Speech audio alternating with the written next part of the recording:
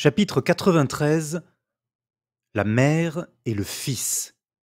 Le comte de Monte Cristo salua les 5 jeunes gens avec un sourire plein de mélancolie et de dignité, et remonta dans sa voiture avec Maximilien et Emmanuel.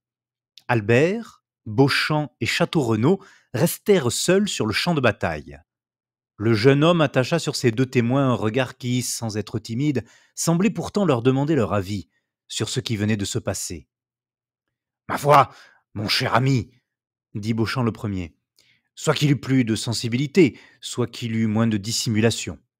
Permettez-moi de vous féliciter. Voilà un dénouement bien inespéré à une bien désagréable affaire. Albert resta muet et concentré dans sa rêverie.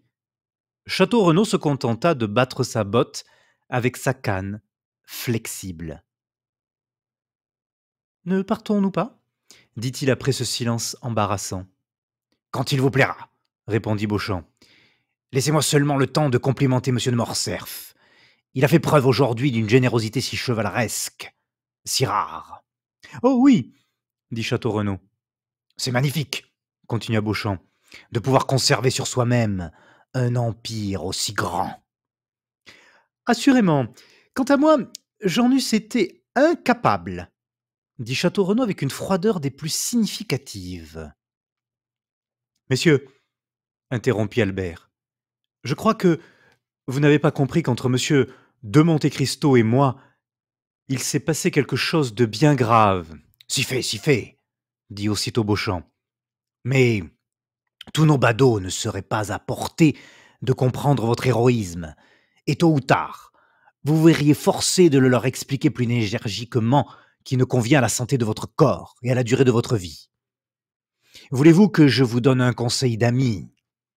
Partez pour Naples, La Haye ou Saint-Pétersbourg, pays calme, où l'on est plus intelligent du point d'honneur que chez nos cerveaux brûlés de Parisiens. Une fois là, faites pas mal de mouches au pistolet et infiniment de contres de cartes et de contres de tierces. Rendez-vous assez oublié pour revenir paisiblement en France dans quelques années, ou assez respectable quant aux exercices académiques, pour conquérir votre tranquillité. N'est-ce pas, monsieur de Château-Renaud, que j'ai raison? C'est parfaitement mon avis, dit le gentilhomme. Rien n'appelle les duels sérieux comme un duel sans résultat. Merci, messieurs, répondit Albert avec un froid sourire. Je suivrai votre conseil. Non parce que vous me le donnez, mais parce que mon intention était de quitter la France. Je vous remercie également du service que vous m'avez rendu en me servant de témoin. Il est bien profondément gravé dans mon cœur, puisque, après les paroles que je viens d'entendre, je me souviens plus que de lui. Château-Renaud et Beauchamp se regardèrent. L'impression était la même sur tous deux, et l'accent avec lequel Morcerf venait de prononcer son remerciement était empreint d'une telle résolution que la position fut devenue embarrassante pour tous si la conversation eût continué. Adieu, Albert, fit tout à coup Beauchamp en tendant négligemment la main au jeune homme sans que celui-ci parût sortir de sa léthargie. En effet, il ne répondit rien à l'offre de cette main. Adieu, dit à son tour Château-Renaud, gardant à la main gauche sa petite canne et saluant de la main droite. Les lèvres d'Albert murmurèrent à peine « Adieu ». Son regard était plus explicite. Il renfermait tout un poème de colère contenue, de fier dédain, de généreuse indignation. Lorsque ces 2 témoins furent remontés en voiture, il garda quelque temps sa pose immobile et mélancolique. Puis soudain, détachant son cheval du petit arbre autour duquel son domestique avait noué le bridon, il sauta légèrement en selle et reprit au galop le chemin de Paris. Un quart d'heure après, il rentrait à l'hôtel de la rue du Helder. En descendant de cheval, il lui sembla, derrière le rideau de la chambre à coucher du comte, apercevoir le visage pâle de son père. Albert détourna la tête avec un soupir et rentra dans son petit salon. Arrivé là, il jeta un dernier regard sur toutes ces richesses qui lui avaient fait la vie si douce et si heureuse depuis son enfance. Il regarda encore une fois ces tableaux, dont les figures semblaient lui sourire et dont les paysages parurent s'animer de vivantes couleurs. Puis il enleva de son châssis de chêne le portrait de sa mère, qu'il roula, laissant vide et noir le cadre d'or qui l'entourait. Puis il mit en ordre ses belles armes turques, ses beaux fusils anglais, ses porcelaines japonaises, ses coupes montées, ses bronzes artistiques signés Feucher ou Barry, visita les armoires et plaça les clés à chacune d'elles, jeta dans un tiroir de son secrétaire qu'il laissa ouvert tout l'argent de poche qu'il avait sur lui, y joignit les 1000 bijoux de fantaisie qui peuplaient ses coupes, ses écrins, ses étagères, fit un inventaire exact et précis de tout, et plaça cet inventaire à l'endroit le plus apparent d'une table, après avoir débarrassé cette table des livres et des papiers qui l'encombraient. Au commencement de ce travail, son domestique, malgré l'ordre que lui avait donné Albert de le laisser seul, était entré dans sa chambre. « Que voulez-vous » lui demanda Morcerf d'un accent plus triste que courroucé. « Pardon, monsieur, » dit le valet de chambre. « Monsieur m'avait bien défendu de le déranger, c'est vrai, mais monsieur le comte de Morcerf m'a fait appeler. »« Eh bien ?» demanda Albert. « Je n'ai pas voulu me rendre chez monsieur le comte sans prendre les ordres de monsieur. »« Pourquoi cela ?»« Parce que monsieur le comte sait sans doute que j'ai accompagné monsieur sur le terrain. »« C'est probable, » dit Albert. « Et s'il me fait demander, c'est sans doute pour m'interroger sur ce qui s'est passé là-bas. Que dois-je répondre ? La vérité. Alors je dirai que la rencontre n'a pas eu lieu. Vous direz que j'ai fait des excuses à monsieur le comte de Monte Cristo. Allez. » Le valet s'inclina et sortit. Albert s'était alors remis à son inventaire. Comme il terminait ce travail, le bruit de chevaux piétinant dans la cour et des roues d'une voiture ébranlant les vitres attira son attention. Il s'approcha de la fenêtre et vit son père monter dans sa calèche et partir. À peine la porte de l'hôtel fut-elle refermée derrière le comte, qu'Albert se dirigea vers l'appartement de sa mère, et comme personne n'était là pour l'annoncer, il pénétra jusqu'à la chambre de Mercédès. Et le cœur gonflé de ce qu'il voyait et de ce qu'il devinait, il s'arrêta sur le seuil. Comme si la même âme eût animé ses deux corps, Mercédès faisait chez elle ce qu'Albert venait de faire chez lui. Tout était mis en ordre. Les dentelles, les parures, les bijoux, le linge, l'argent allaient se ranger au fond des tiroirs dont la comtesse assemblait soigneusement les clés. Albert vit tous ces préparatifs. Il les comprit et s'écriant « Ma mère !» il alla jeter ses bras au cou de Mercédès. Le peintre qui eût pu rendre l'expression de ces deux figures eût fait certes un beau tableau. En effet, tout cet appareil d'une résolution énergique qui n'avait point fait peur à Albert pour lui-même, l'effrayait pour sa mère. « Que faites-vous donc » demanda-t-il. « Que faisiez-vous » répondit-elle.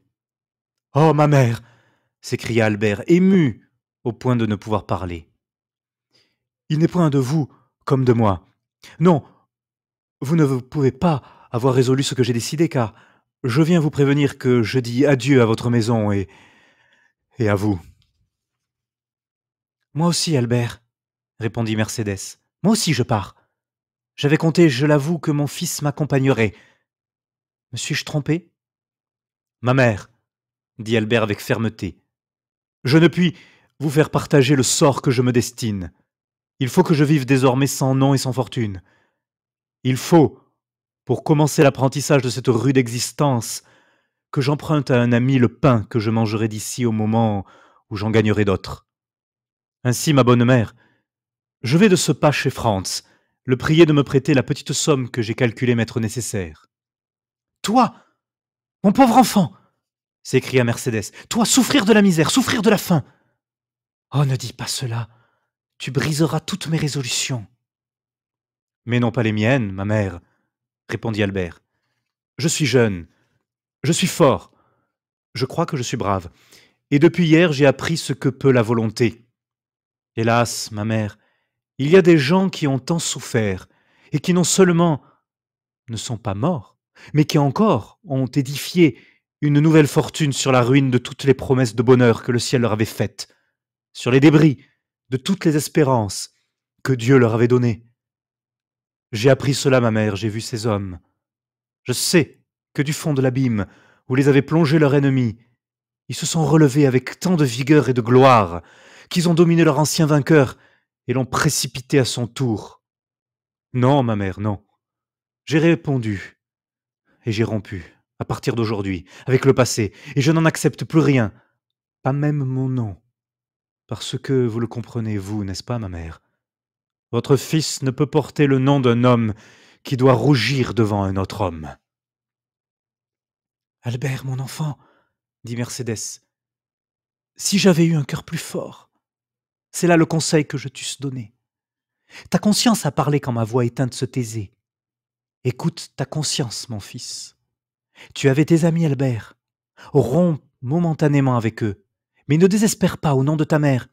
La vie est belle encore à ton âge, mon cher Albert, car à peine as-tu 22 ans. Et comme à un cœur aussi pur que le tien, il faut un nom sans tache. Prends celui de mon père. Il s'appelait Herrera. Je te connais, Albert. Quelque carrière que tu suives, tu rendras en un peu de temps ce nom illustre. Alors, mon ami, reparais dans le monde plus brillant encore de tes malheurs passés. Et si cela ne doit pas être ainsi malgré toutes mes prévisions, laisse-moi du moins cet espoir. À moi, qui n'aurai plus que cette seule pensée, à moi qui n'ai plus d'avenir, et pour qui la tombe commence au seuil de cette maison. Je ferai selon vos désirs, ma mère, dit le jeune homme. Oui, je partage votre espoir. La colère du ciel ne nous poursuivra pas, vous si pur, moi si innocent. Mais puisque nous sommes résolus, agissons promptement. Monsieur de Morcerf a quitté l'hôtel voilà une demi-heure à peu près. L'occasion, comme vous le voyez, est favorable pour éviter le bruit et l'explication. Je vous attends, mon fils, dit Mercédès. Albert courut aussitôt jusqu'au boulevard, d'où il ramena un fiacre qui devait les conduire hors de l'hôtel. Il se rappelait certaines petites maisons garnies dans la rue des Saints-Pères, où sa mère trouverait un logement modeste mais décent. Il revint donc chercher la comtesse. Au moment où le fiacre s'arrêta devant la porte, et comme Albert en descendait, un homme s'approcha de lui et lui remit une lettre. Albert reconnut l'intendant. Du comte, dit Bertuccio. Albert prit la lettre, l'ouvrit, la lut. Après l'avoir lue, il chercha des yeux Bertuccio, mais pendant que le jeune homme lisait, Bertuccio avait disparu. Alors Albert, les larmes aux yeux, la poitrine toute gonflée d'émotion, rentra chez Mercédès et, sans prononcer une parole, lui présenta la lettre. Mercédès lut. Albert, en vous montrant que j'ai pénétré le projet auquel vous êtes sur le point de vous abandonner, je crois vous montrer aussi que je comprends la délicatesse. Vous voilà libre. Vous quittez l'hôtel du comte et vous allez retirer chez vous votre mère, libre comme vous. Mais réfléchissez-y, Albert. Vous lui devez plus que vous ne pouvez lui payer. Pauvre noble cœur que vous êtes. Gardez pour vous la lutte, réclamez pour vous la souffrance, mais épargnez-lui cette première misère qui accompagnera inévitablement vos premiers efforts. Car elle ne mérite pas même le reflet du malheur qui la frappe aujourd'hui. Et la Providence ne veut pas que l'innocent paie pour le coupable. Je sais que vous allez quitter tous les deux la maison de la rue du Helder sans rien emporter. Comment je l'ai appris, ne cherchez point à le découvrir. Je le sais. Voilà tout.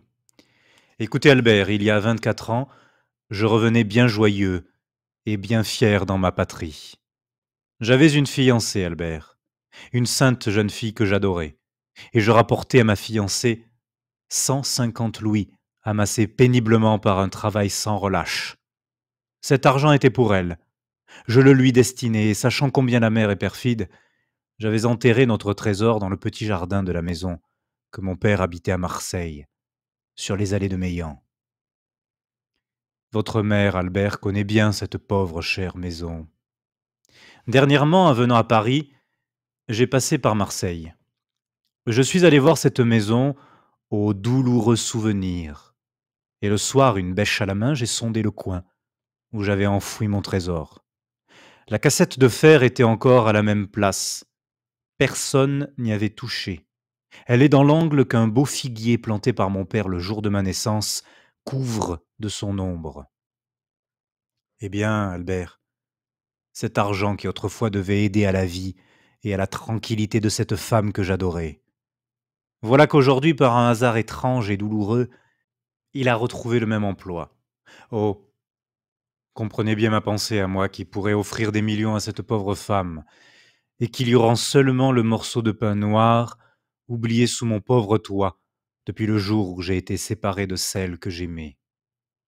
Vous êtes un homme généreux, Albert, mais peut-être êtes-vous néanmoins aveuglé par la fierté ou par le ressentiment. Si vous me refusez, si vous demandez à un autre ce que j'ai le droit de vous offrir, je dirais qu'il est peu généreux à vous de refuser la vie de votre mère, offerte par un homme dont votre père a fait mourir le père, dans les horreurs de la faim et du désespoir. Cette lecture finie, Albert demeura pâle et immobile, en attendant ce que désirait sa mère. Mercédès leva au ciel un regard d'une ineffable expression. J'accepte, dit-elle. Il a le droit de payer la dot que j'apporterai dans un couvent. Et mettant la lettre sur son cœur, elle prit le bras de son fils, et d'un pas plus ferme qu'elle ne s'y attendait peut-être elle-même, elle prit le chemin de l'escalier.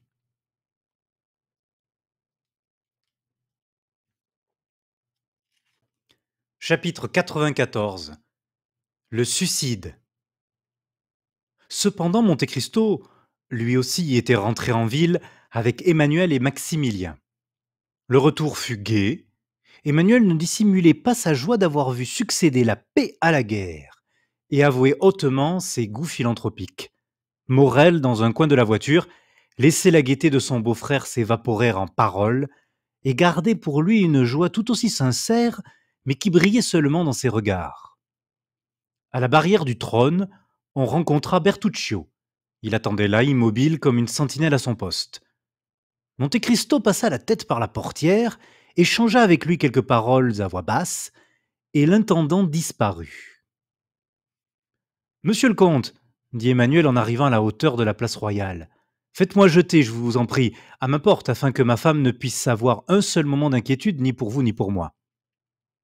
S'il n'était ridicule d'aller faire montre de son triomphe, dit Morel, j'inviterai monsieur le comte à entrer chez nous, mais monsieur le comte aussi a sans doute des cœurs tremblants à rassurer. Nous voici arrivés, Emmanuel, saluons notre ami et laissons-le continuer son chemin. Un moment, dit Monte Cristo, ne me privez pas ainsi d'un seul coup de mes deux compagnons. Rentrez auprès de votre charmante femme, à laquelle je vous charge de présenter tous mes compliments, et accompagnez-moi jusqu'aux Champs-Élysées, Morel.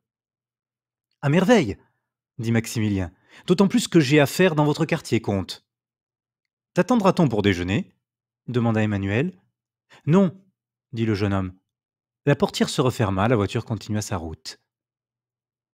Voyez comme je vous ai porté bonheur, dit Morel lorsqu'il fut seul avec le comte. N'y avez-vous pas pensé?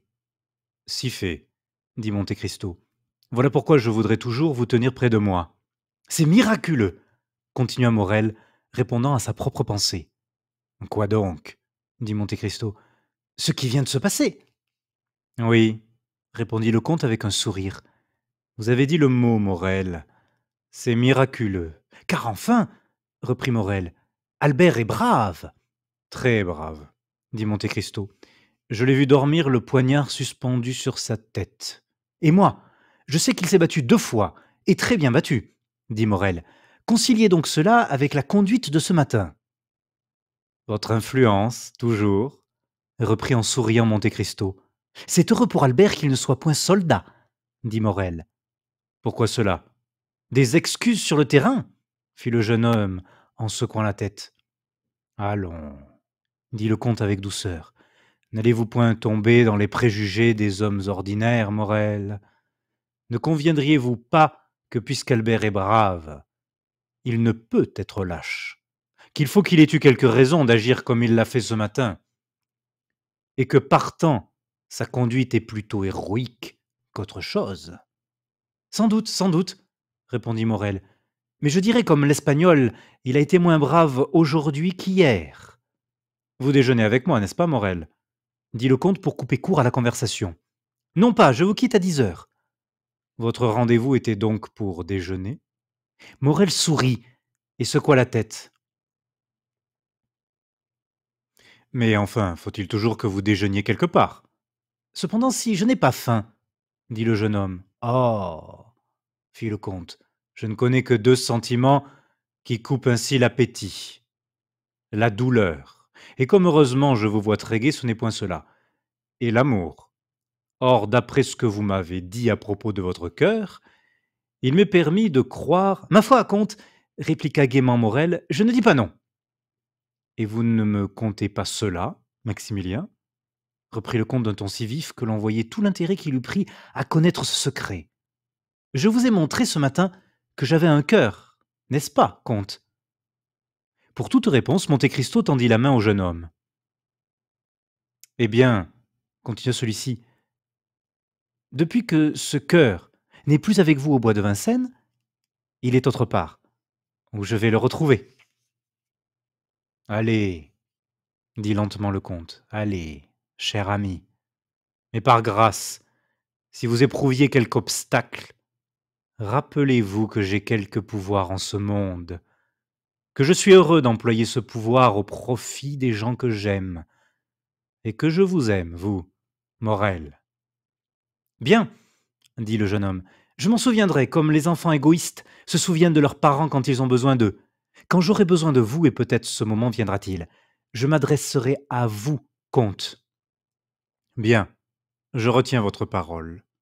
Adieu donc. Au revoir. On était arrivé à la porte de la maison des Champs-Élysées. Monte Cristo ouvrit la portière. Morel sauta sur le pavé. Bertuccio attendait sur le perron. Morel disparut par l'avenue de Marigny et Monte Cristo marcha vivement au-devant de Bertuccio. Eh bien, demanda-t-il. Eh bien, répondit l'intendant, elle va quitter sa maison. Et son fils? Florentin, son valet de chambre, pense qu'il va en faire autant. Venez. Monte Cristo emmena Bertuccio dans son cabinet, écrivit la lettre que nous avons vue et la remit à l'intendant. Allez, dit-il, et faites diligence. À propos, faites prévenir Haydée que je suis rentré. Me voilà, dit la jeune fille qui, au bruit de la voiture, était déjà descendue et dont le visage rayonnait de joie en revoyant le comte sain et sauf. Bertuccio sortit. Tous les transports d'une fille revoyant un père chéri, tous les délires d'une maîtresse revoyant un amant adoré, Haydée les éprouva pendant les premiers instants de ce retour attendu par elle avec tant d'impatience. Certes, pour être moins expansive, la joie de Monte Cristo n'était pas moins grande. La joie pour les cœurs qui ont longtemps souffert est pareille à la rosée pour les terres desséchées par le soleil. Cœur et terre absorbent cette pluie bienfaisante qui tombe sur eux, et rien n'en apparaît au dehors. Depuis quelques jours, Monte Cristo comprenait une chose que depuis longtemps il n'osait plus croire. C'est qu'il y avait 2 Mercédès au monde. C'est qu'il pouvait encore être heureux. Son œil ardent de bonheur se plongeait avidement dans les regards humides d'Haydée, quand tout à coup la porte s'ouvrit. Le comte fronça le sourcil. Monsieur de Morcerf, dit Baptistin comme si ce mot seul renfermait son excuse. En effet, le visage du comte s'éclaira. Lequel? Demanda-t-il. Le vicomte ou le comte? Le comte. Mon Dieu, s'écria Haydée. N'est-ce donc point fini encore? Je ne sais si c'est fini, mon enfant bien-aimé, dit Monte Cristo en prenant les mains de la jeune fille. Mais ce que je sais, c'est que tu n'as rien à craindre. Oh, c'est cependant les misérables. Cet homme ne peut rien sur moi, Haydée, dit Monte Cristo. C'est quand j'avais affaire à son fils qu'il fallait craindre. Aussi ce que j'ai souffert, dit la jeune fille. Tu ne le sauras jamais, monseigneur. Monte Cristo sourit. Par la tombe de mon père, dit Monte Cristo en étendant la main sur la tête de la jeune fille. Je te jure que s'il arrive malheur, ce ne sera point à moi. Je te crois, monseigneur, comme si Dieu me parlait. dit la jeune fille en présentant son front au comte. Monte Cristo déposa sur ce front si pur et si beau un baiser qui fit battre à la fois deux cœurs, l'un avec violence, l'autre sourdement. Oh mon Dieu, murmura le comte. Permettriez-vous donc que je puisse aimer encore? Faites entrer monsieur le comte de Morcerf au salon, dit-il à Baptistin, tout en conduisant la belle grecque vers un escalier dérobé. Un mot d'explication sur cette visite, attendu peut-être de Monte Cristo, mais inattendu sans doute pour nos lecteurs. Tandis que Mercédès, comme nous l'avons dit, faisait chez elle l'espèce d'inventaire qu'Albert avait fait chez lui, tandis qu'elle classait ses bijoux, fermait ses tiroirs, réunissait ses clés, afin de laisser toutes choses dans un ordre parfait, elle ne s'était pas aperçue qu'une tête pâle et sinistre était venue apparaître au vitrage d'une porte qui laissait entrer le jour dans le corridor. De là, non seulement on pouvait voir, mais on pouvait entendre. Celui qui regardait ainsi, selon toute probabilité sans être vu ni entendu, vit donc et entendit donc tout ce qui se passait chez Madame de Morcerf. De cette porte vitrée, l'homme au visage pâle se transporta dans la chambre à coucher du comte de Morcerf et, arrivé là, souleva une main contractée le rideau d'une fenêtre donnant sur la cour. Il resta là 10 minutes ainsi immobile, muet, écoutant les battements de son propre cœur. Pour lui, c'était bien long, 10 minutes. Ce fut alors qu'Albert, revenant de son rendez-vous, aperçut son père, qui guettait son retour derrière un rideau, et détourna la tête. L'œil du comte se dilata. Il savait que l'insulte d'Albert à Monte Cristo avait été terrible, qu'une pareille insulte dans tous les pays du monde entraînait un duel à mort. Or, Albert rentrait sain et sauf, donc le comte était vengé. Un éclair de joie indicible illumina ce visage lugubre, comme fait un dernier rayon de soleil avant de se perdre dans les nuages, qui semblent moins sa couche que son tombeau. Mais, nous l'avons dit, il attendit en vain que le jeune homme montât à son appartement pour lui rendre compte de son triomphe. Que son fils, avant de combattre, n'ait pas voulu voir le père, dont il avait vengé l'honneur, cela se comprend. Mais l'honneur du père vengé, pourquoi ce fils ne venait-il point se jeter dans ses bras? Ce fut alors que le comte, ne pouvant voir Albert, envoya chercher son domestique. On sait qu'Albert l'avait autorisé à ne rien cacher au comte. 10 minutes après, on vit apparaître sur le perron le général de Morcerf, vêtu d'une redingote noire, ayant un col militaire, un pantalon noir, des gants noirs. Il avait donné à ce qu'il paraît des ordres antérieurs. Car à peine eut-il touché le dernier degré du perron que sa voiture tout attelée sortit de la remise et vint s'arrêter devant lui. Son valet de chambre vint alors jeter dans la voiture un caban militaire, raidi par les 2 épées qui l'enveloppaient. Puis fermant la portière, il s'assit près du cocher. Le cocher se pencha devant la calèche pour demander l'ordre. Aux Champs-Élysées, Dit le général. chez le comte de Monte Cristo. Vite! Les chevaux bondirent sous le coup de fouet qui les enveloppa. 5 minutes après, ils s'arrêtèrent devant la maison du comte.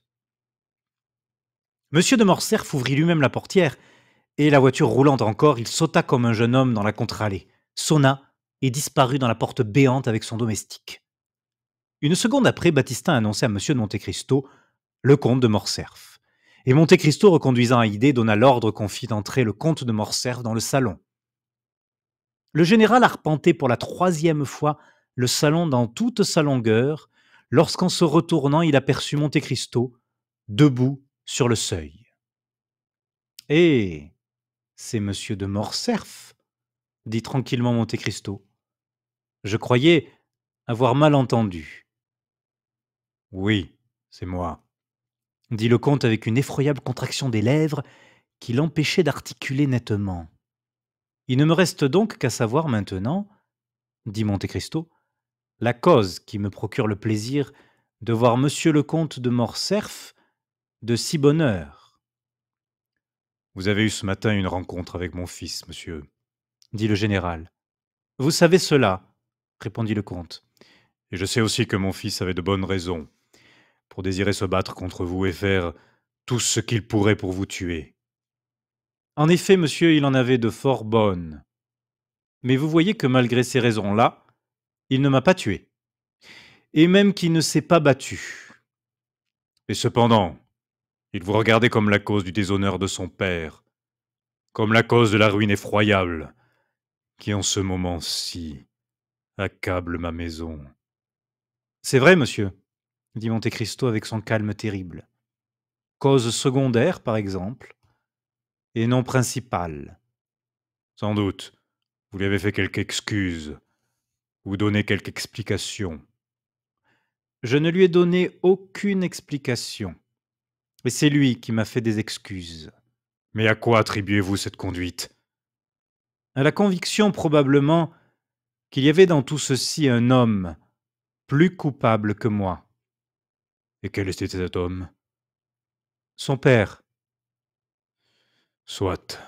dit le comte en pâlissant. Mais vous savez que le coupable n'aime pas à s'entendre convaincre de culpabilité. Je sais. Aussi, je m'attendais à ce qui arrive en ce moment, Vous vous attendiez à ce que mon fils fût un lâche? s'écria le comte. Monsieur Albert de Morcerf n'est point un lâche, dit Monte Cristo. Un homme qui tient à la main une épée. Un homme qui, à la portée de cette épée, tient un ennemi mortel. Cet homme, s'il ne se bat pas, est un lâche. Que n'est-il ici pour que je le lui dise? Monsieur, répondit froidement Monte Cristo, je ne présume pas que vous soyez venu me trouver pour me conter vos petites affaires de famille. Allez dire cela à monsieur Albert, peut-être saura-t-il que vous répondre. Oh non, non, Répliqua le général avec un sourire aussitôt disparu qu'éclos. non, vous avez raison. Je ne suis pas venu pour cela. Je suis venu pour vous dire que moi aussi, je vous regarde comme mon ennemi. Je suis venu pour vous dire que je vous hais d'instinct, qu'il me semble que je vous ai toujours connu, toujours haï, et qu'enfin, puisque les jeunes gens de ce siècle ne se battent plus, c'est à nous de nous battre. Est-ce votre avis, monsieur? Parfaitement. Aussi, quand je vous ai dit que j'avais prévu ce qui m'arrivait, c'est de l'honneur de votre visite que je vous parlais. Tant mieux. Vos préparatifs sont faits alors. Ils le sont toujours, monsieur, Vous savez que nous nous battrons jusqu'à la mort de l'un de nous deux. dit le général, les dents serrées par la rage. Jusqu'à la mort de l'un de nous deux, répéta le comte de Monte Cristo en faisant un léger mouvement de tête de haut en bas. Partons alors. Nous n'avons pas besoin de témoins. En effet, dit Monte Cristo, c'est inutile. Nous nous connaissons si bien, Au contraire, dit le comte. c'est que nous ne nous connaissons pas. Bah, dit Monte Cristo avec le flegme désespérant qu'il avait. Voyons un peu. N'êtes-vous pas le soldat Fernand qui a déserté la veille de la bataille de Waterloo? N'êtes-vous pas le lieutenant Fernand qui a servi de guide et d'espion à l'armée française en Espagne? N'êtes-vous pas le colonel Fernand qui a trahi, vendu, assassiné son bienfaiteur Ali? Et tous ces Fernands-là réunis n'ont-ils pas fait le lieutenant général comte de Morcerf, père de France? Oh oh! S'écria le général, frappé par ces paroles comme par un fer rouge. Ah, misérable! Qui me reproche ma honte, au moment peut-être où tu vas me tuer? Non, je n'ai point dit que je t'étais inconnu. Je sais bien, démon, que tu as pénétré dans la nuit du passé, et que tu y as lu, à la lueur de quel flambeau je l'ignorais, chaque page de ma vie. Mais peut-être y a-t-il encore plus d'honneur en moi, dans mon opprobre, qu'en toi sous tes dehors pompeux. Non, non, je te suis connu, je le sais, mais c'est toi que je ne connais pas. Aventurier, cousu d'or et de pierreries. Tu te fais appeler à Paris le comte de Monte Cristo, en Italie Simbad le marin. Amal, que sais-je, moi? Je l'ai oublié. Mais c'est ton nom réel que je te demande. Ton vrai nom, que je veux savoir. Au milieu de tes 100 noms. afin que je le prononce sur le terrain du combat au moment où je t'enfoncerai mon épée dans le cœur. Le comte de Monte Cristo pâlit d'une façon terrible. Son œil fauve s'embrasa d'un feu dévorant. Il fit un bond vers le cabinet, attenant à sa chambre et en moins d'une seconde arrachant sa cravache, sa redingote et son gilet. Il endossa une petite veste de marin et se coiffa d'un chapeau de matelot sous lequel se déroulèrent ses longs cheveux noirs. Il revint ainsi, effrayant, implacable, marchant les bras croisés au-devant du général, qui n'avait rien compris à sa disparition, qui l'attendait et qui, sentant ses dents claquer et ses jambes se dérober sous lui, recula d'un pas et ne s'arrêta qu'en trouvant sur une table un point d'appui pour sa main crispée. « Fernand !» lui cria-t-il. « De mes 100 noms, je n'aurais besoin de t'en dire qu'un seul pour te foudroyer. Mais ce nom, tu le devines, n'est-ce pas? Ou plutôt tu te le rappelles? Car malgré tous mes chagrins, toutes mes tortures, je te montre aujourd'hui un visage que le bonheur de la vengeance rajeunit. Un visage que tu dois avoir vu bien souvent dans tes rêves depuis ton mariage. Avec Mercédès, ma fiancée. » Le général, la tête renversée en arrière, les mains étendues, le regard fixe, dévora en silence ce terrible spectacle. Puis, ayant cherché la muraille comme un point d'appui, il s'y glissa lentement jusqu'à la porte par laquelle il sortit à reculons, et laissant échapper ce seul cri lugubre, lamentable, déchirant. « Edmond Dantès !» Puis avec des soupirs qui n'avaient rien d'humain, il se traîna jusqu'au péristyle de la maison, traversa la cour en homme ivre et tomba dans les bras de son valet de chambre en murmurant seulement d'une voix inintelligible. « À l'hôtel, à l'hôtel !» En chemin, l'air frais et la honte que lui causait l'attention de ces gens le remirent en état d'assembler ses idées.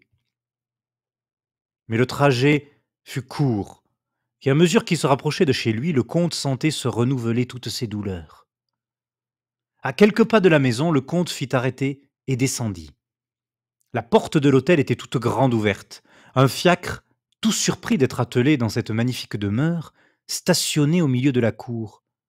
Le comte regarda ce fiacre avec effroi, mais sans oser interroger personne, et s'élança dans son appartement. 2 personnes descendaient l'escalier. Il n'eut que le temps de se jeter dans un cabinet pour les éviter. C'était Mercédès appuyée au bras de son fils qui tous deux quittaient l'hôtel. Ils passèrent à 2 lignes du malheureux qui, caché derrière la portière de damas, fut effleuré en quelque sorte par la robe de soie de Mercédès, et qui sentit à son visage la tiède haleine de ces paroles prononcées par son fils. « Du courage, ma mère. Venez, venez. Nous ne sommes plus ici chez nous. » Les paroles s'éteignirent, les pas s'éloignèrent. Le général se redressa suspendu par ses mains crispées au rideau de damas. Il comprimait le plus horrible sanglot qui fût jamais sorti de la poitrine d'un père, abandonné à la fois par sa femme et par son fils. Bientôt, il entendit claquer la portière en fer du fiacre, puis la voix du cocher, puis le roulement de la lourde machine ébranla les vitres. Alors il s'élança dans sa chambre à coucher pour voir encore une fois tout ce qu'il avait aimé dans ce monde. Mais le fiacre partit sans que la tête de Mercédès ou celle d'Albert eût paru à la portière. Pour donner à la maison solitaire, pour donner au père et à l'époux abandonné le dernier regard, l'adieu et le regret, c'est-à-dire le pardon. Aussi, au moment même où les roues du fiacre ébranlaient le pavé de la voûte, un coup de feu retentit, et une fumée sombre sortit par une des vitres de cette fenêtre de la chambre à coucher, brisée par la force de l'explosion.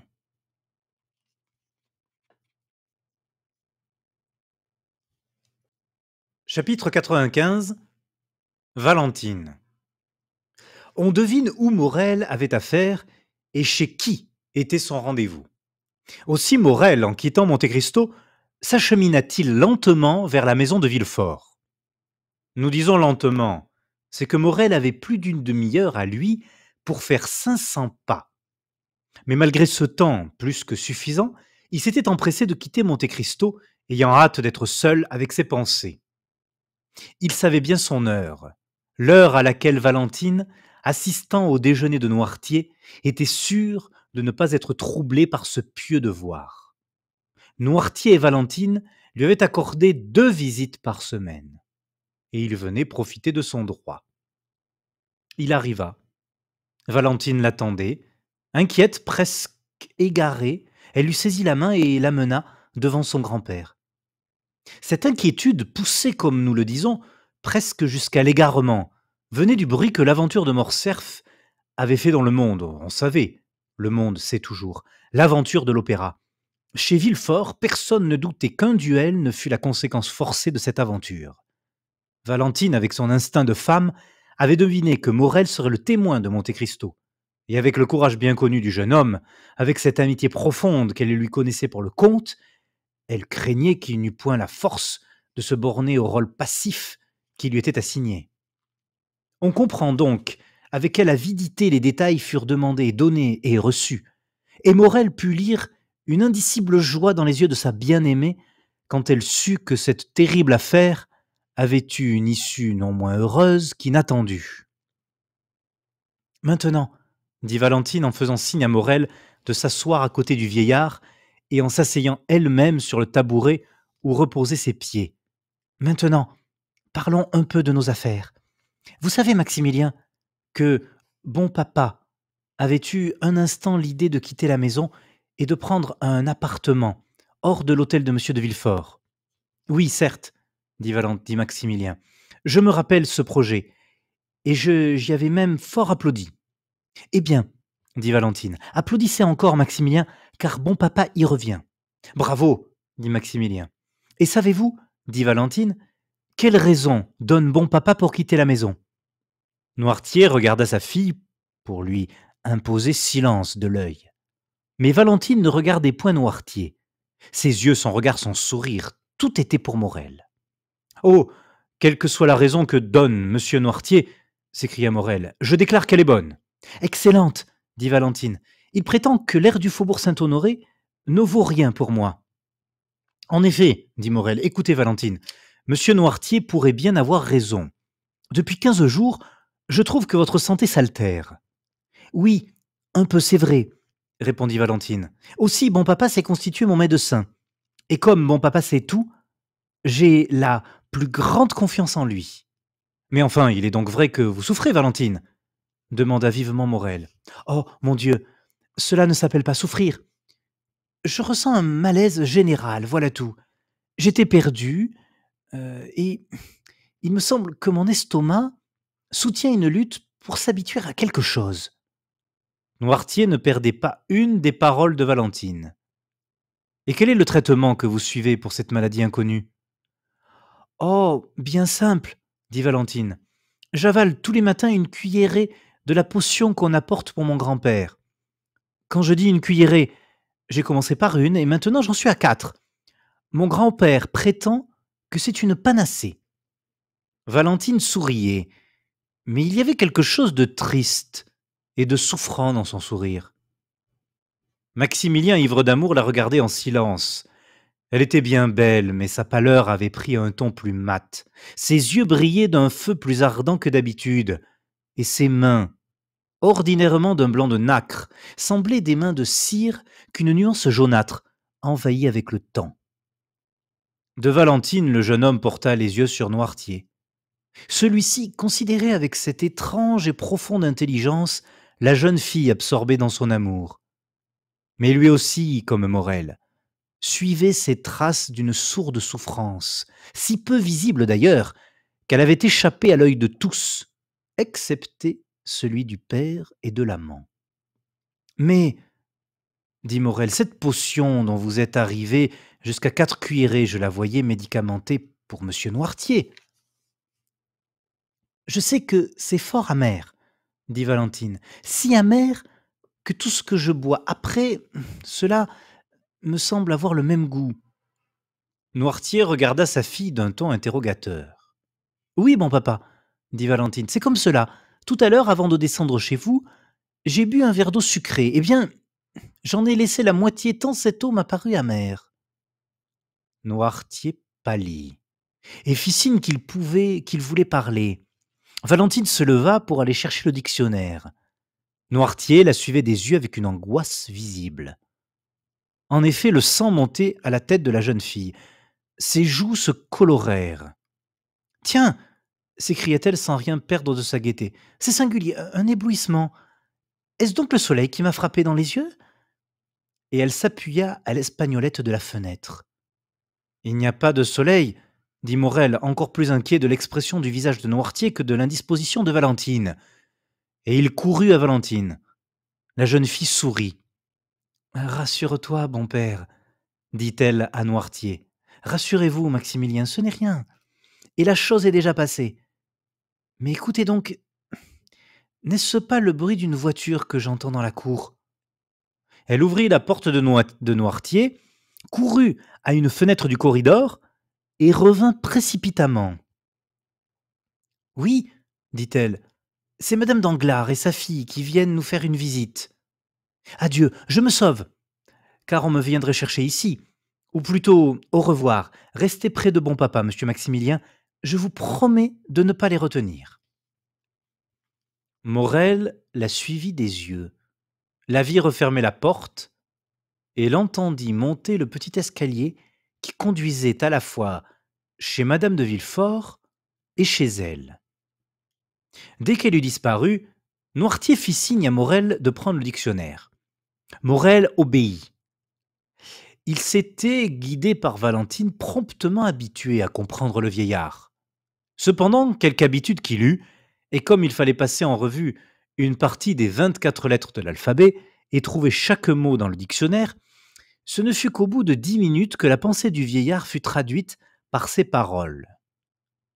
Cherchez le verre d'eau et la carafe qui sont dans la chambre de Valentine. Morel sonna aussitôt le domestique qui avait remplacé Barrois, et au nom de Noirtier lui donna cet ordre. Le domestique revint un instant d'après. La carafe et le verre étaient entièrement vides. Noirtier fit signe qu'il voulait parler. Pourquoi le verre et la carafe sont-ils vides? Demanda-t-il. Valentine a dit qu'elle n'avait bu que la moitié du verre. La traduction de ces nouvelles prit encore 5 minutes. Je ne sais pas, dit le domestique, mais la femme de chambre est dans l'appartement de mademoiselle Valentine. C'est peut-être elle qui les a vidés. Demandez-lui, dit Morel, traduisant cette fois la pensée de Noirtier par le regard. Le domestique sortit et presque aussitôt rentra. Mademoiselle Valentine a passé par la chambre pour se rendre dans celle de madame de Villefort, dit-il.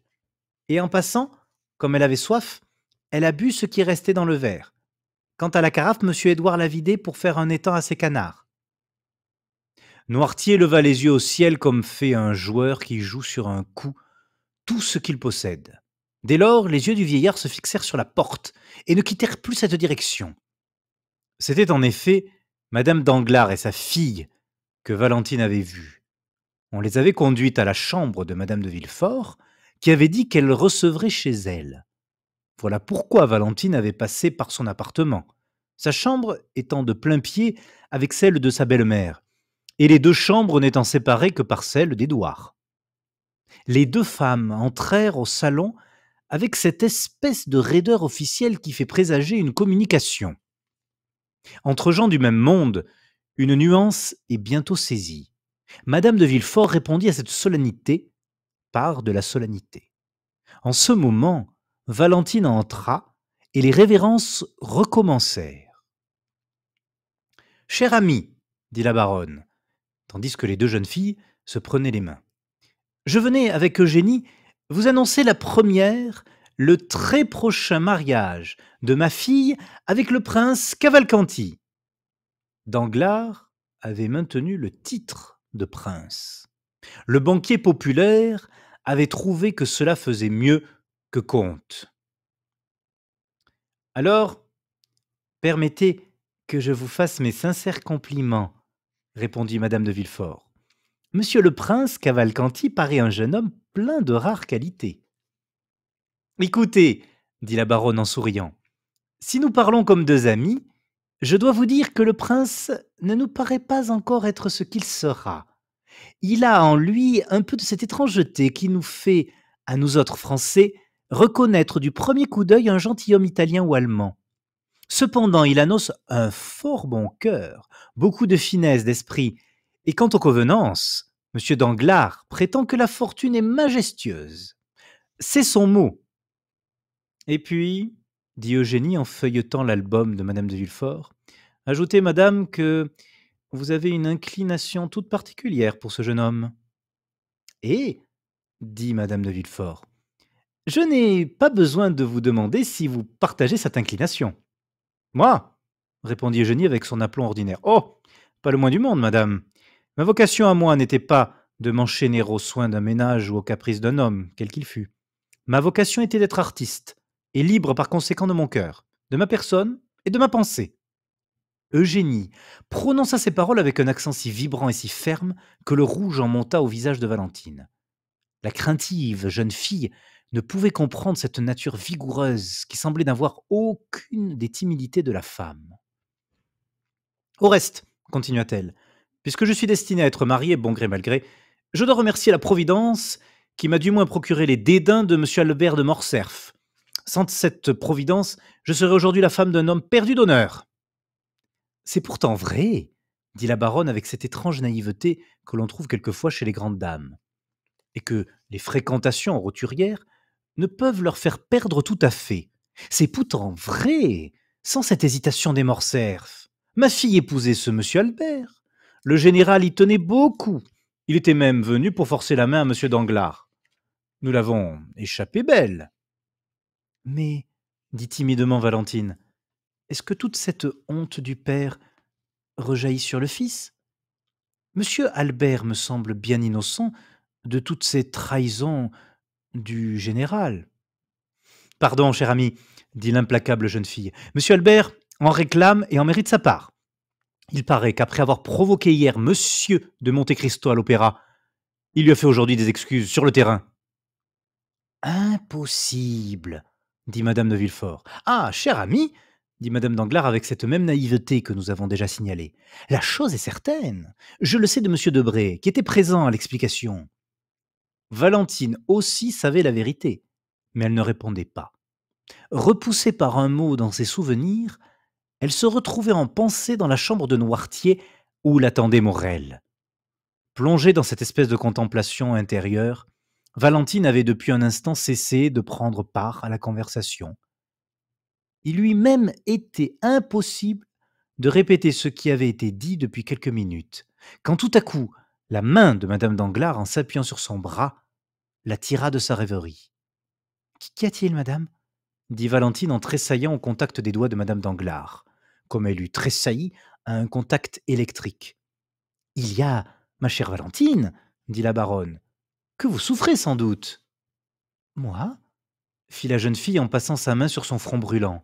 « Oui, regardez-vous dans cette glace. Vous avez rougi et pâli successivement 3 ou 4 fois dans l'espace d'une minute. »« En effet, s'écria Eugénie, tu es bien pâle. »« Oh, ne t'inquiète pas, Eugénie, je suis comme cela depuis quelques jours. » Et si peu rusée qu'elle fût, la jeune fille comprit que c'était une occasion de sortir. D'ailleurs, madame de Villefort vint à son aide. « Retirez-vous, Valentine, dit-elle. Vous souffrez réellement, et ces dames voudront bien vous pardonner. Buvez un verre d'eau, et cela vous remettra. » Valentine embrassa Eugénie, salua madame Danglars, déjà levée pour se retirer, et sortit. « Cette pauvre enfant, dit madame de Villefort quand Valentine eut disparu. Elle m'inquiète sérieusement, et je ne serais pas étonné quand il lui arriverait quelque accident grave. » Cependant, Valentine, dans une espèce d'exaltation dont elle ne se rendait pas compte, avait traversé la chambre d'Édouard sans répondre à je ne sais quelle méchanceté de l'enfant, et par chez elle avait atteint le petit escalier. Elle en avait franchi tous les degrés, moins les 3 derniers. Elle entendait déjà la voix de Morrel, lorsque tout à coup un nuage passa devant ses yeux. Son pied raidi manqua la marche, ses mains n'eurent plus de force pour la retenir à la rampe, et froissant la cloison, elle roula du haut des 3 derniers degrés, plutôt qu'elle ne les descendit. Morel ne fit qu'un bond. Il ouvrit la porte et trouva Valentine étendue sur le palier. Rapide comme l'éclair, il l'enleva entre ses bras et l'assit dans un fauteuil. Valentine rouvrit les yeux. « Oh, maladroite que je suis !» dit-elle avec une fiévreuse volubilité. « Je ne sais donc plus me tenir. J'oublie qu'il y a 3 marches avant le palier. »« Vous vous êtes blessée peut-être, Valentine ?» s'écria Morel. « Oh mon Dieu, mon Dieu !» Valentine regarda autour d'elle. Elle vit le plus profond effroi peint dans les yeux de Noirtier. « Rassure-toi, mon père, » dit-elle en essayant de sourire. « Ce n'est rien, ce n'est rien. La tête m'a tourné, voilà tout. »« Encore un étourdissement » dit Morel, joignant les mains. « Oh, faites-y attention, Valentine, je vous en supplie. »« Mais non, » dit Valentine, « mais non. Je vous dis que tout est passé, que ce n'est rien. Maintenant, laissez-moi vous apprendre une nouvelle. Dans 8 jours, Eugénie se marie. Et dans 3 jours, il y a une espèce de grand festin, un repas de fiançailles. Nous sommes tous invités, mon père, Madame de Villefort et moi, à ce que j'ai cru comprendre, du moins. Quand sera-ce donc notre tour de nous occuper de ces détails? Oh, Valentine, vous qui pouvez tant de choses sur notre bon papa, tâchez qu'il vous réponde bientôt. « Ainsi, demanda Valentine, vous comptez sur moi pour stimuler la lenteur et réveiller la mémoire de bon papa? »« Oui, s'écria Morel. Mon Dieu, faites vite! Tant que vous ne serez pas à moi, Valentine, il me semblera toujours que vous allez m'échapper. »« Oh !» répondit Valentine avec un mouvement convulsif. « Oh, en vérité, Maximilien, vous êtes trop craintif pour un officier, pour un soldat, qui, dit-on, n'a jamais connu la paire. » Et elle éclata d'un rire strident et douloureux. Ses bras se raidirent et se tournèrent.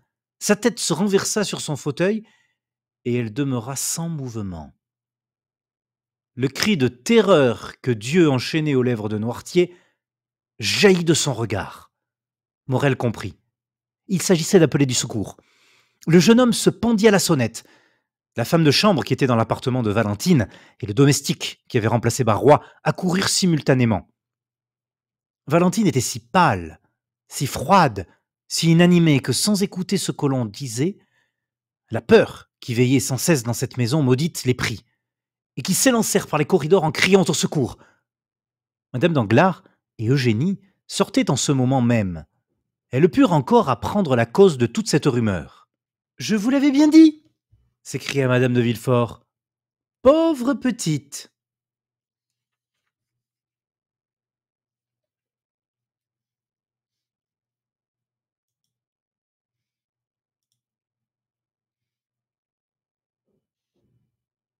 Chapitre 96, l'aveu. Au même instant, on entendit la voix de M. de Villefort, qui de son cabinet criait.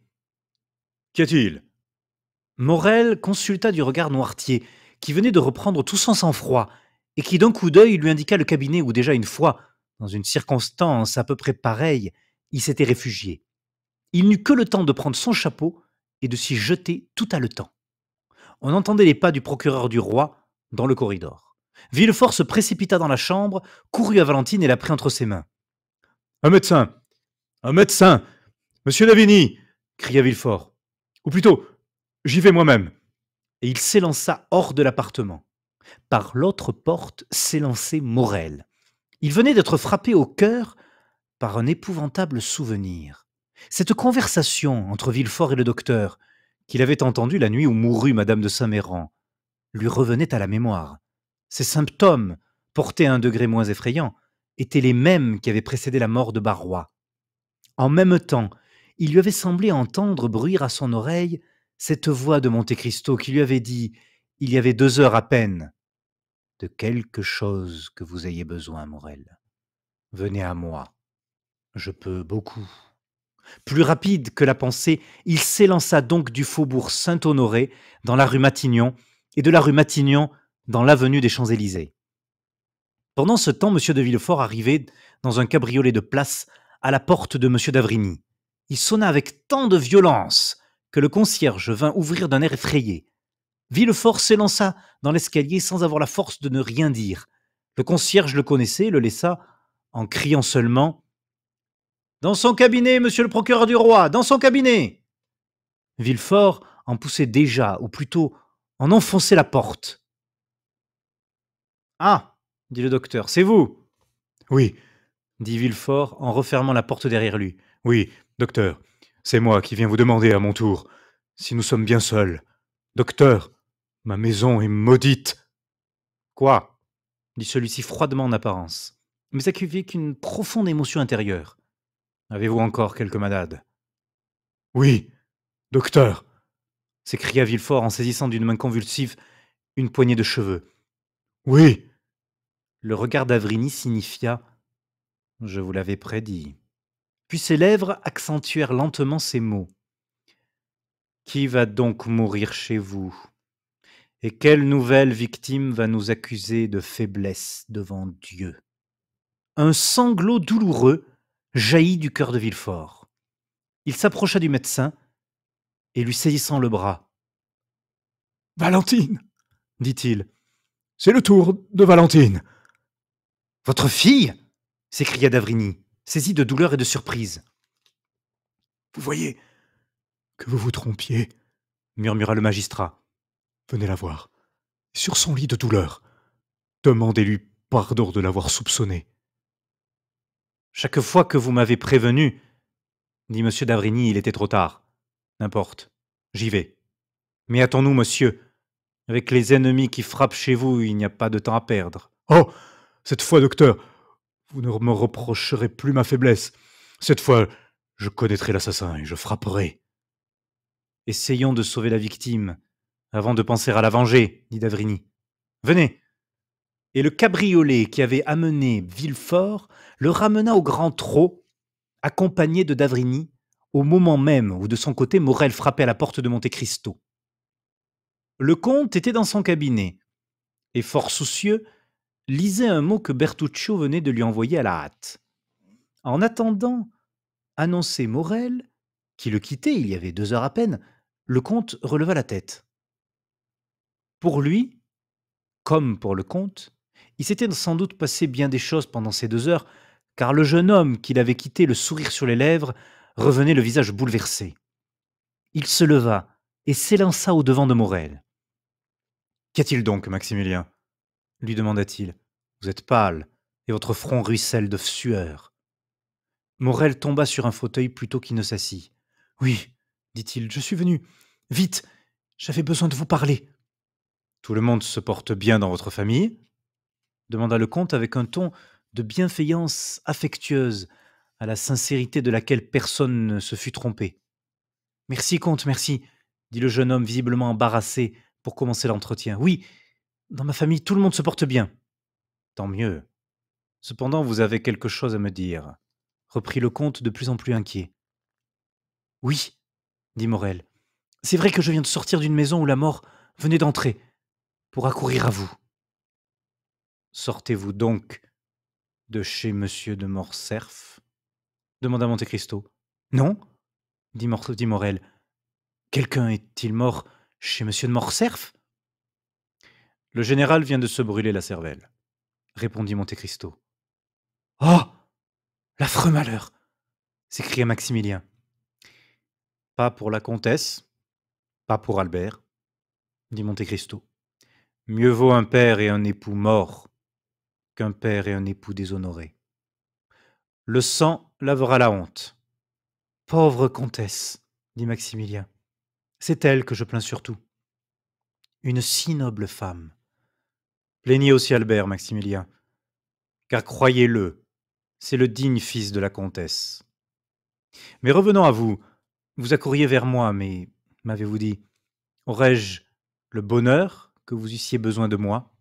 Oui, j'ai besoin de vous, c'est-à-dire que j'ai cru comme un insensé que vous pouviez me porter secours dans une circonstance où Dieu seul peut me secourir.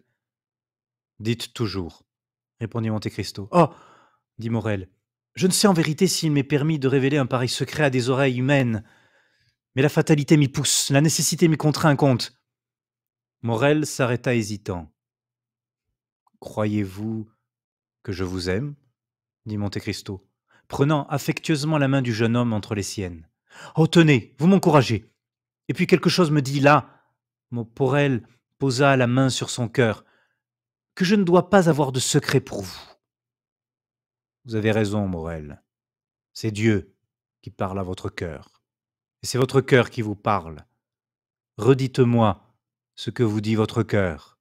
Comte, voulez-vous me permettre d'envoyer Baptistin demander de votre part des nouvelles de quelqu'un que vous connaissez? Je me suis mise à votre disposition. À plus forte raison, j'y mets mes domestiques. Oh, c'est que je ne vivrai pas, tant que je n'aurai pas la certitude qu'elle va mieux. Voulez-vous que je sonne Baptistin? Non, je vais lui parler moi-même. Morel sortit, appela Baptistin et lui dit quelques mots tout bas. Le valet de chambre partit tout courant. Eh bien, est-ce fait? Demanda Monte Cristo en voyant reparaître Morel. Oui, et je vais être un peu plus tranquille. Vous savez que j'attends, dit Monte Cristo en souriant. Oui, et moi je parle. Écoutez, un soir je me trouvais dans un jardin. J'étais caché par un massif d'arbres. Nul ne se doutait que je pouvais être là. 2 personnes passèrent près de moi. Permettez que je taise provisoirement leur nom.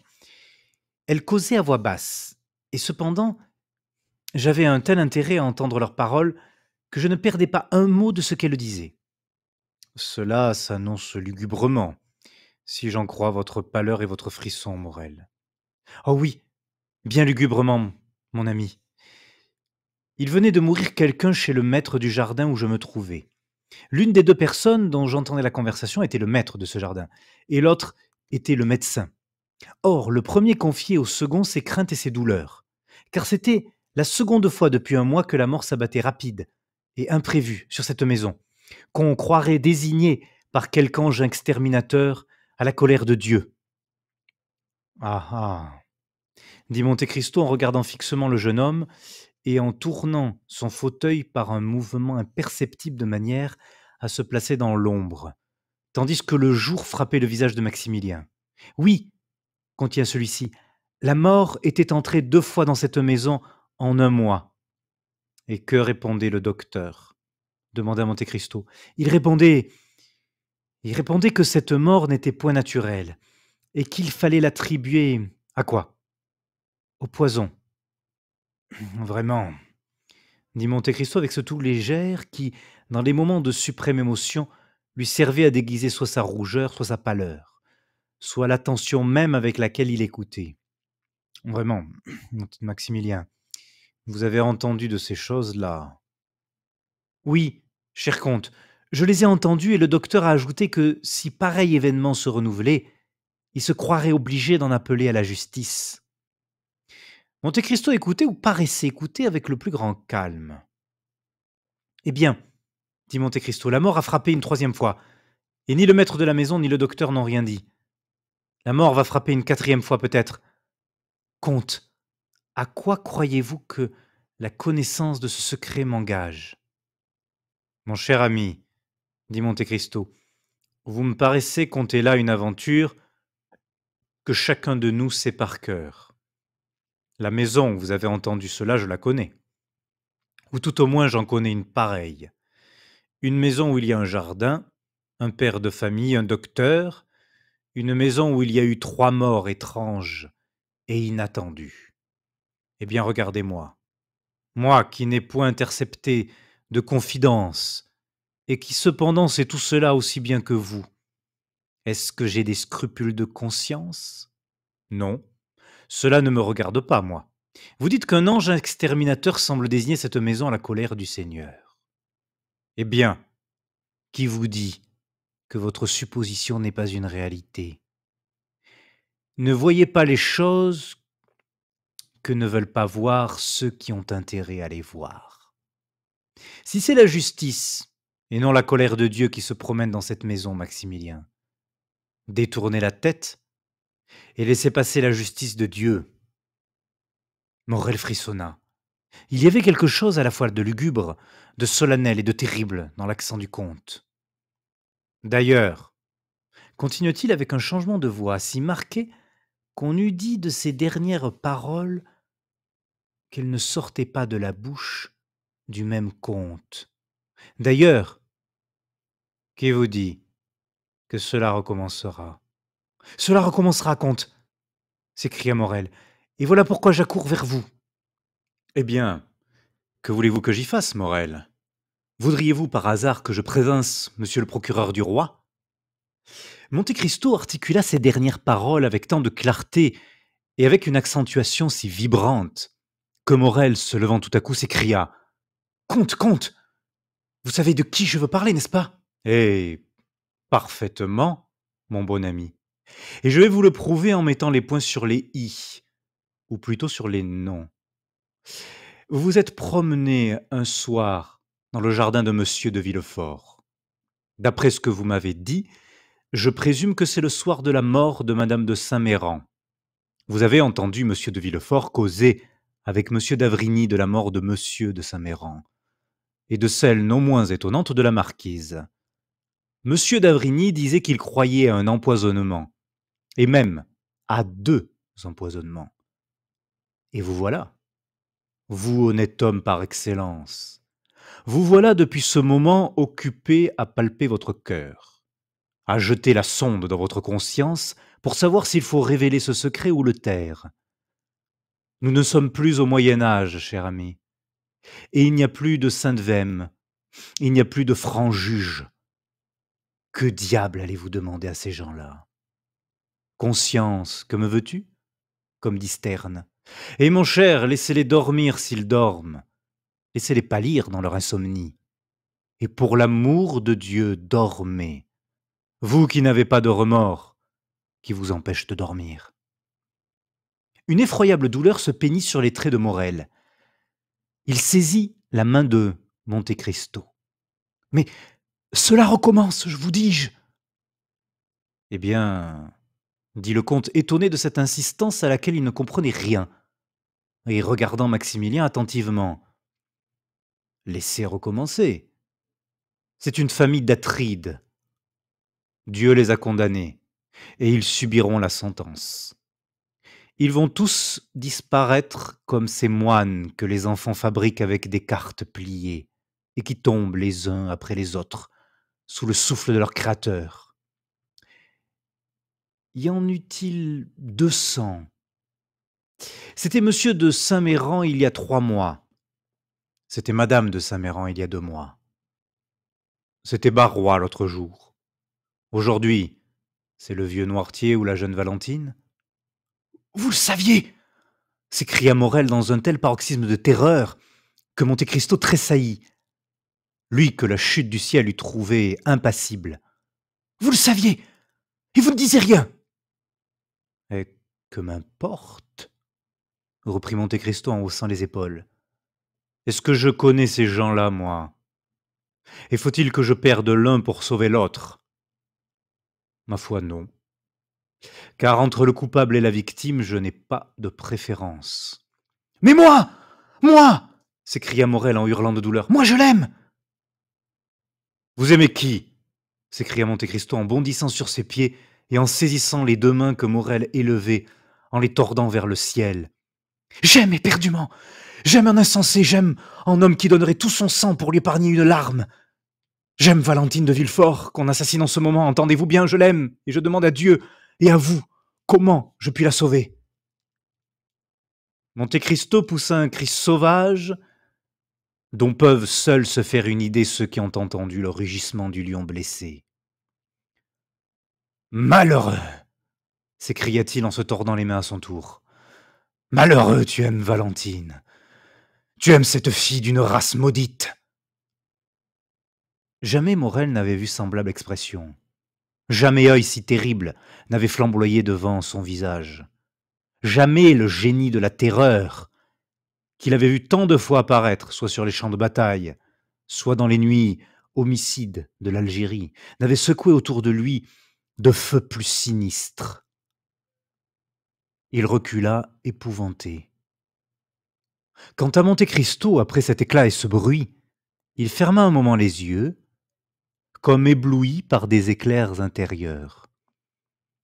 Pendant ce moment, il se recueillait avec tant de puissance que l'on voyait peu à peu s'apaiser le mouvement onduleux de sa poitrine gonflée de tempête, comme on voit après la nuée se fondre sous le soleil les vagues turbulentes et écumeuses. Ce silence, ce recueillement, cette lutte durèrent 20 secondes à peu près. Puis le comte releva son front pâli. Voyez, dit-il d'une voix altérée, voyez, cher ami, comme Dieu sait punir de leur indifférence les hommes les plus fanfarons et les plus froids devant les terribles spectacles qu'il leur donne. Moi qui regardais, assistant impassible et curieux. Moi qui, pareil aux mauvais anges, riais du mal que font les hommes, à l'abri derrière le secret. Et le secret est facile à garder pour les riches et les puissants. Voilà qu'à mon tour je me sens mordu par ce serpent dont je regardais la marche tortueuse. Et mordu au cœur. Morel poussa un sourd gémissement. Allons, allons, continua le comte, assez de plaintes comme cela. Soyez homme, soyez fort, soyez plein d'espoir, car je suis là, car je veille sur vous. Morel secoua tristement la tête. Je vous dis d'espérer, me comprenez-vous? S'écria Monte Cristo. Sachez bien que jamais je ne mens, que jamais je ne me trompe. Il est midi, Maximilien. Rendez grâce au ciel de ce que vous êtes venu à midi, au lieu de venir ce soir, au lieu de venir demain matin. Écoutez donc ce que je vais vous dire, Morel. Il est midi. Si Valentine n'est pas morte à cette heure, elle ne mourra pas. Oh mon Dieu! Mon Dieu! S'écria Morel. Moi qui l'ai laissée mourante! Monte Cristo appuya une main sur son front. Que se passa-t-il dans cette tête si lourde d'effrayants secrets? Que dit à cet esprit implacable et humain à la fois l'ange lumineux ou l'ange des ténèbres? Dieu seul le sait. Monte Cristo releva le front encore une fois, et cette fois il était calme, comme l'enfant qui se réveille. Maximilien, dit-il, retournez tranquillement chez vous. Je vous commande de ne pas faire un pas, de ne pas tenter une démarche, de ne pas laisser flotter sur votre visage l'ombre d'une préoccupation. Je vous donnerai des nouvelles. Allez. Mon Dieu, dit Morel, vous m'épouvantez, comte, avec ce sang-froid. Pouvez-vous donc quelque chose contre la mort? Êtes-vous plus qu'un homme? Êtes-vous un ange? Êtes-vous Dieu?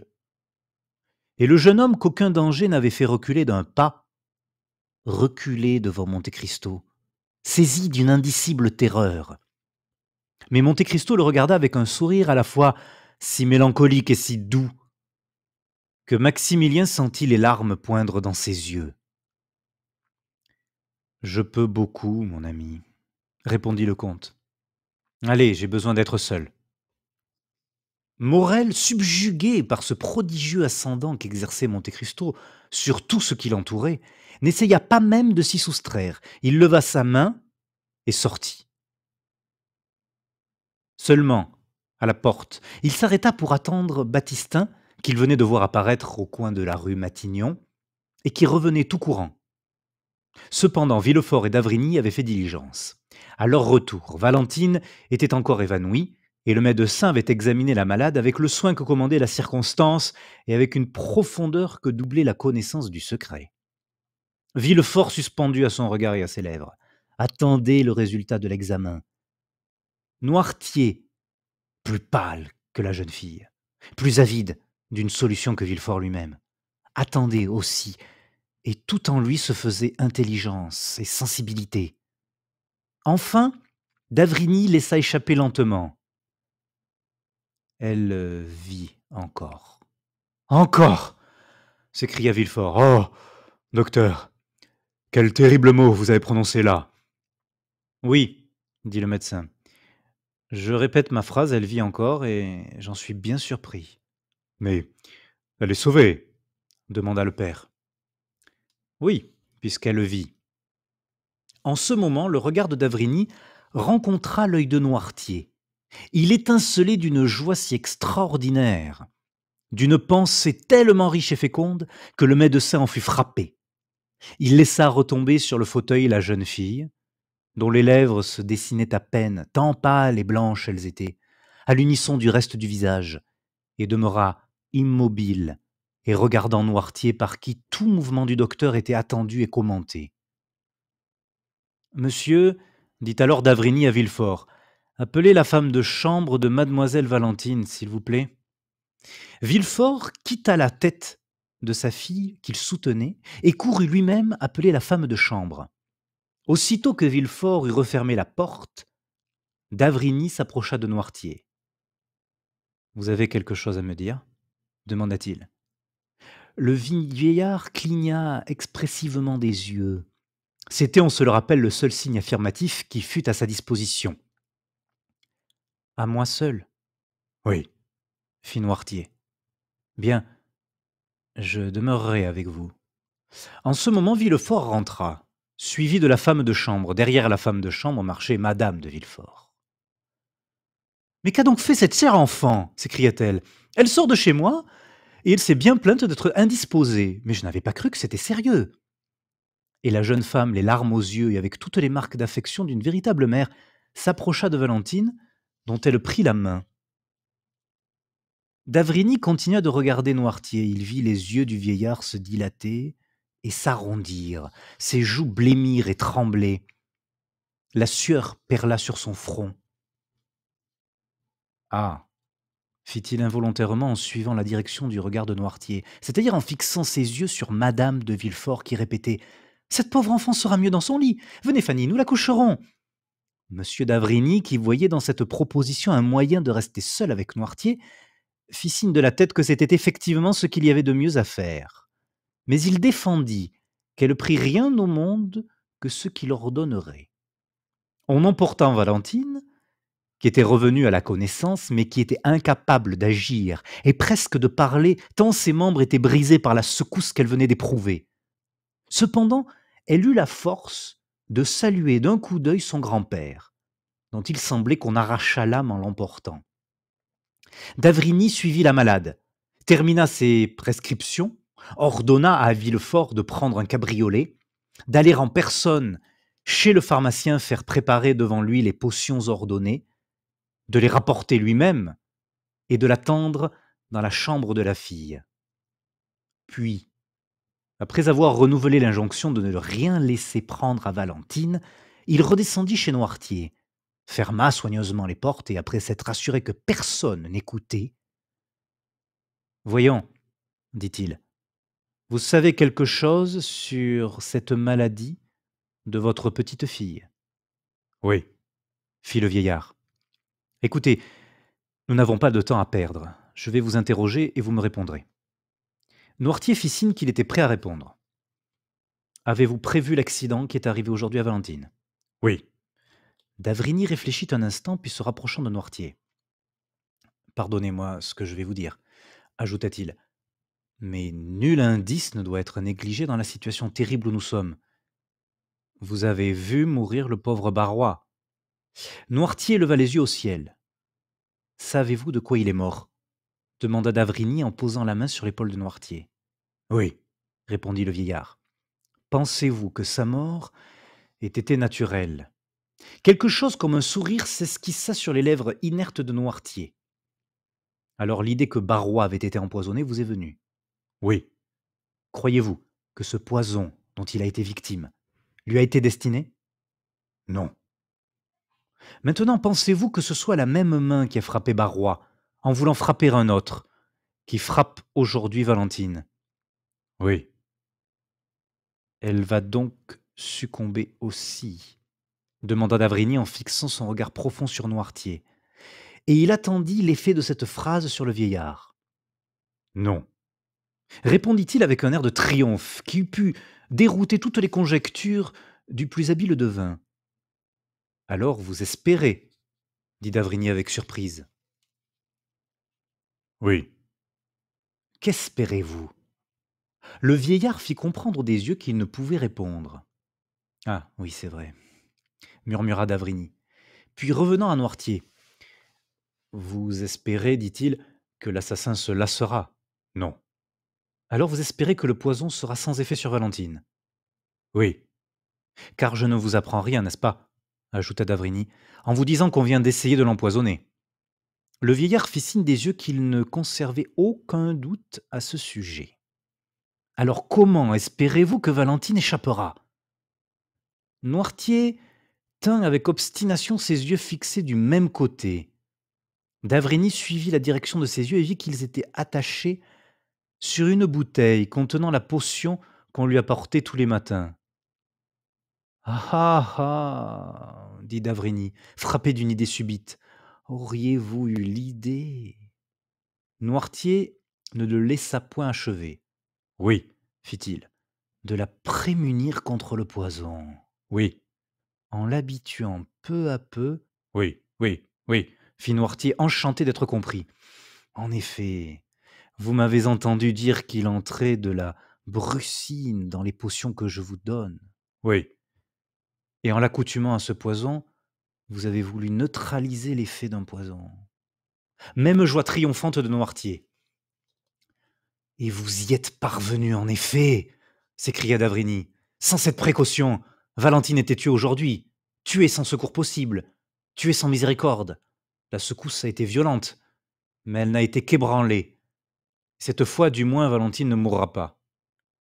Une joie surhumaine épanouissait les yeux du vieillard, levé au ciel avec une expression de reconnaissance infinie.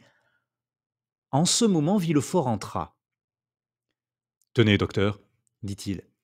voici ce que vous avez demandé. Cette potion a été préparée devant vous, Oui. répondit le procureur du roi. Elle n'est pas sortie de vos mains. Non. Davrini prit la bouteille, versa quelques gouttes du breuvage qu'elle contenait dans le creux de sa main et les avala. Bien, dit-il. Montons chez Valentine, j'y donnerai mes instructions à tout le monde. Et vous veillerez vous-même, monsieur de Villefort, à ce que personne ne s'en écarte.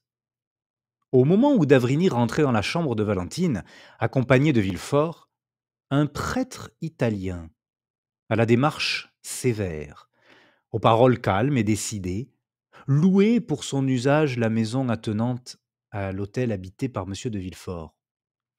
On ne put savoir en vertu de quelle transaction les 3 locataires de cette maison déménagèrent, 2 heures après, mais le bruit qui courut généralement dans le quartier fut que la maison n'était pas solidement assise sur ses fondations et menaçait ruine, ce qui n'empêchait point le nouveau locataire de s'y établir avec son modeste mobilier le jour même, vers les 5 heures. Ce bail fut fait pour 3, 6 ou 9 ans par le nouveau locataire qui, selon l'habitude établie par les propriétaires, paya 6 mois d'avance. Ce nouveau locataire, qui, ainsi que nous l'avons dit, était italien, s'appelait-il Signor Giacomo Busoni. Des ouvriers furent immédiatement appelés, et la nuit même les rares passants attardés au haut du faubourg voyaient avec surprise les charpentiers et les maçons occupés à reprendre en sous-œuvre la maison chancelante.